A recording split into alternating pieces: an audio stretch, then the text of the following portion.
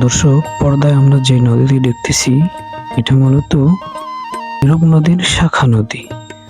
ভাটি অঞ্চলের মানুষগুলো ওপার থেকে এপারে আসছে রমজানের অগ্রিম বাজারের জন্য। নদীর ওপারের মানুষগুলো এপারে আসার মূল কারণ ও উদ্দেশ্য হলো তাদের নিত্য প্রয়োজনীয় বাজারগুলো করার জন্য, এবং সে কারণেই প্রতিনিয়ত তারা ভাটি অঞ্চল থেকে এই অঞ্চলে আসে নৌকা পারাপার হয়ে তাদের নিত্য প্রয়োজনীয় জিনিসগুলো কেনার জন্য। এবং সামনে রমজান, যার কারণে উপচে পড়া ভিড়ও মোটামুটি দোকানে ভালোই বেচা কিনা, এবং এখানকার দোকানিরা সকল রকম তরি তরকারি যার কাছে যা আছে সব নিয়েই এখানে উপস্থিত হয়।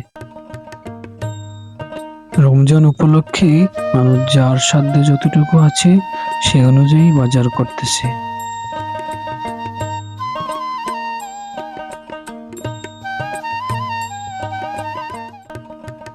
মুদি বাজারেও তেমন একটা ভিড় নেই, যার যা লাগবে তা নিয়েই মানুষ আবার নিজ গন্তব্যের দিকে ছুটে যাচ্ছে।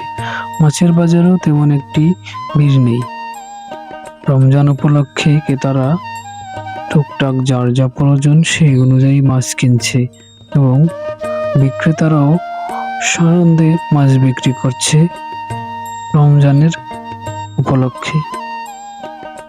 সব বাড়তি ঝামেলা এড়াতে অনেকেই পাশ থেকে মাছ, মুরগি এসব কেটে নিচ্ছে, এবং যারা কেটে নিচ্ছে তারাও খুব স্বচ্ছন্দে কেটে দিচ্ছে টাকার বিনিময়ে।